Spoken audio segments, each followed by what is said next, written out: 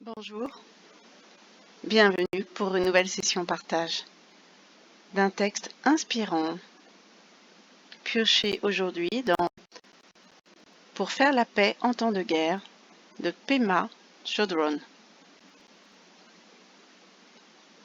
Changer d'attitude face à la douleur. À un niveau on ne peut plus élémentaire, tous les êtres croient qu'ils devraient être heureux. Quand la vie devient difficile, pénible, on a l'impression que quelque chose est allé de travers. Selon les enseignements bouddhistes, les difficultés sont inévitables dans la vie.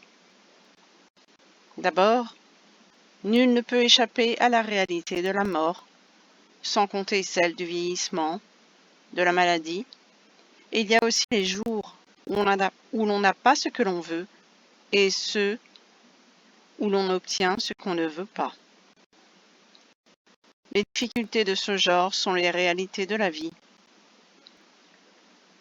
Même si on était le Bouddha lui-même, un être pleinement éveillé, on ferait l'expérience de la mort, de la maladie, du vieillissement et de la douleur de perdre ce qu'on aime. On ne pourrait échapper à rien de cela. Et si l'on se brûlait, si l'on se coupait, ça ferait mal. Les enseignements bouddhistes nous apprennent aussi que ce n'est pas vraiment ce qui rend malheureux dans la vie. Ce qui rend notre existence misérable, c'est de chercher constamment à échapper à la dure réalité, de toujours chercher à éviter la douleur et à trouver le bonheur. C'est cette impression qu'une sécurité et un bonheur durable seraient à notre portée, si seulement nous faisions la bonne chose.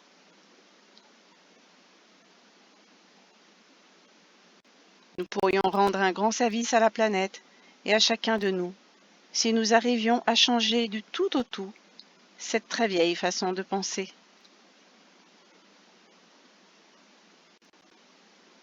Bien des gens, tout comme moi, s'engagent sur une voie spirituelle parce qu'ils sont profondément malheureux. La souffrance peut aussi nous enseigner l'empathie à l'égard de tous ceux qui logent à la même enseigne. En plus, la souffrance peut nous rendre plus humbles. La perte d'un être cher peut attendrir même la plus arrogante d'entre nous. Pourtant, chacun et chacune de nous est profondément convaincu que tout devrait bien se passer et que si on se sent déprimé, solitaire ou inadéquate, c'est qu'il y a erreur et qu'on s'est fourvoyé. En fait, lorsqu'on se sent dépressif, seul, trahi, ou qu'on éprouve tout autre sentiment négatif, on vit un moment important de sa voie spirituelle. C'est alors qu'une véritable transformation peut avoir lieu. Donc on se prend au piège de toujours rechercher la certitude et le bonheur, au lieu de respecter le goût, l'odeur et la qualité de ce qui se passe exactement. Tant qu'on cherche à échapper à l'inconfort, on reste prisonnière d'un cycle de malheur et de déception. Et on se sent de plus en plus faible. Il existe au contraire une façon de voir qui aide à acquérir une force intérieure.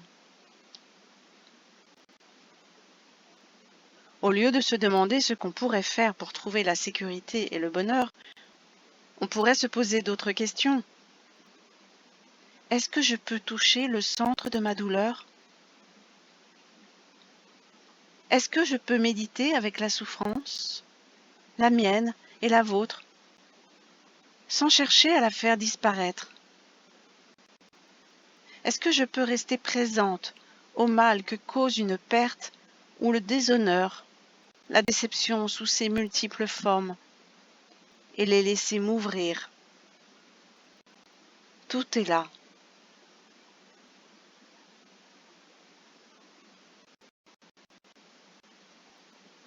On peut alors voir comment on se retire pour devenir égocentrique. On devient sèche, aigri, effrayé. On s'effondre ou on se durcit parce qu'on a peur de souffrir encore plus. D'une manière qui nous est familière depuis longtemps, on dresse automatiquement un bouclier pour se protéger et on devient de plus en plus égocentrique. C'est pourtant à ce moment précis qu'on pourrait faire quelque chose de différent. Sur le champ, à force de pratiquer, on peut très bien apprendre à connaître les barrières qu'on érige autour de son cœur et de tout son être. On peut avoir une connaissance intime des stratégies dont on se sert pour se cacher, s'assoupir ou se figer. Et cette familiarisation, en venir à connaître ces barrières si bien, c'est ce qui commence à les démanteler. Étonnamment, lorsqu'on leur consacre toute notre attention, elles se mettent à s'écrouler.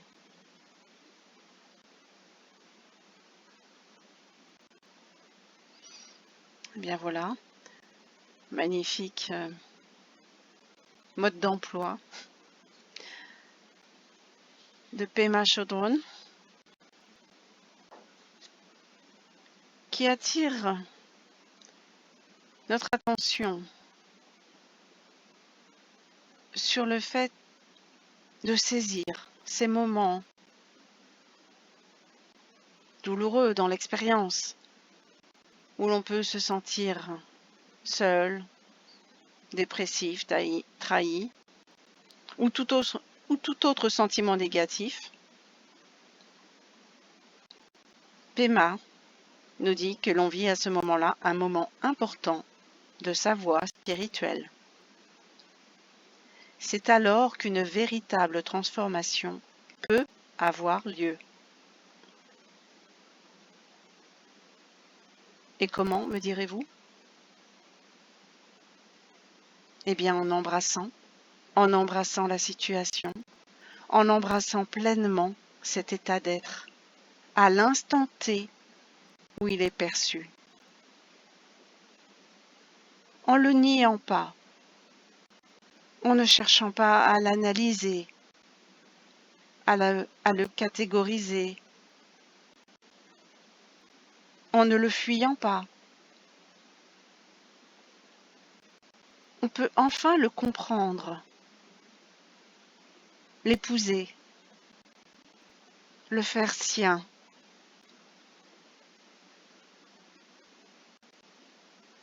Cet inconfort de l'instant,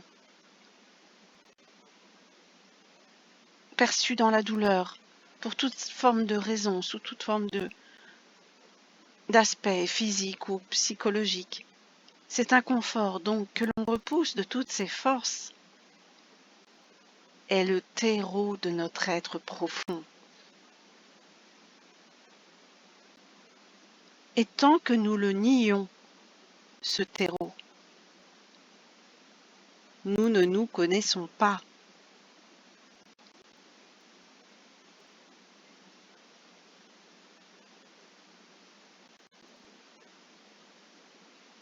Or, ici, ce que nous cherchons ressemble à la connaissance de soi, le petit soi, pour le grand soi, pour le soi immense du monde, car tout est prêt, terrestrellement parlant, pour l'advenue de la paix. Oui, oui, aussi incongru que cela puisse paraître, tout est prêt.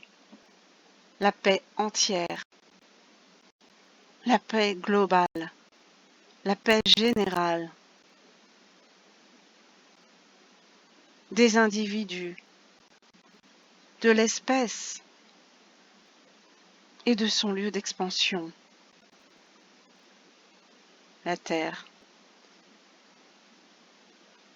Faire advenir cette paix commence par ne rien nier de ce qui nous traverse et traverse tout le monde. Les deux mots rien et nier sont un anagramme.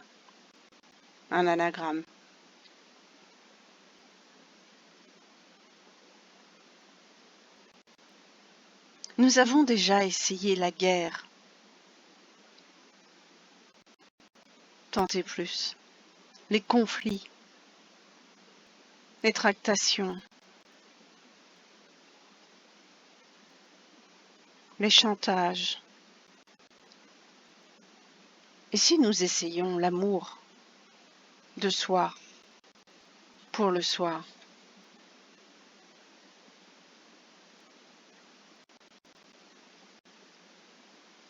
C'est par l'introspection, l'étude scrupuleuse de chacun de nos comportements et même de chacun de nos mots que la paix advient en nous-mêmes et de fait à l'extérieur de nous-mêmes, puisque le monde n'est rien d'autre que la somme d'individus. Quand les individus sont en paix, le monde est forcément en paix. Et donc embrasser toutes les situations, embrasser est synonyme d'accueil.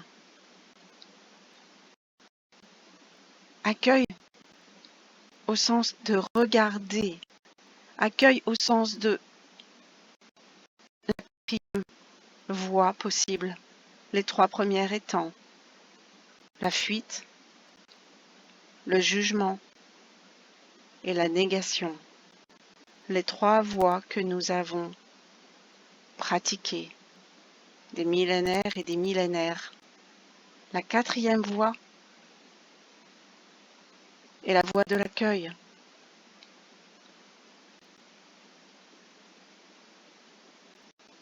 Les autres voies, les trois voies déjà citées, sont des voies du mental.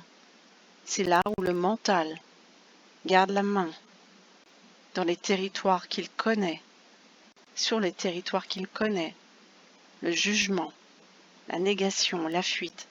Ça, il connaît par cœur.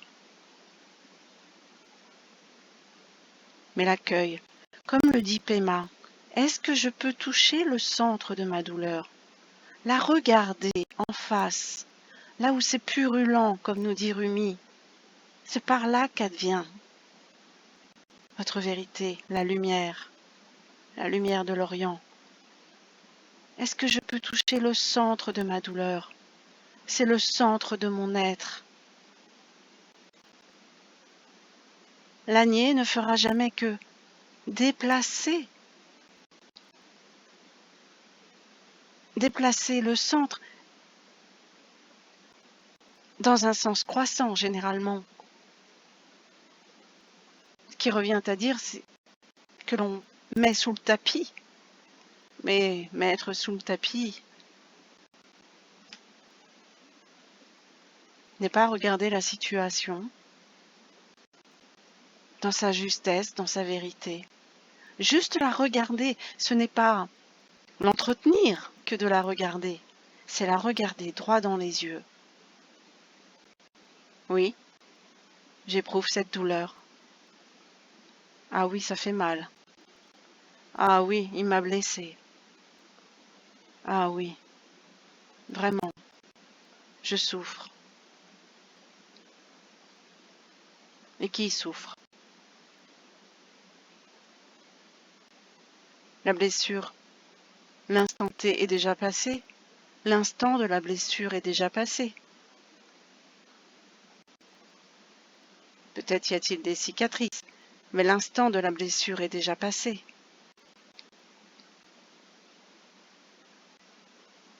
La regarder, l'accueillir comme un enfant,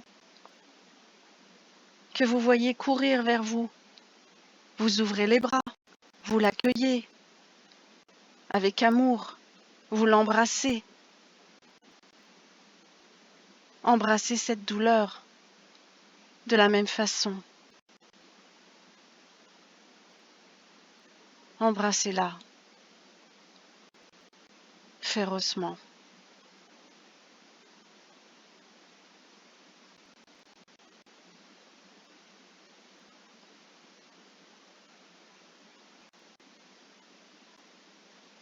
Merci de votre écoute.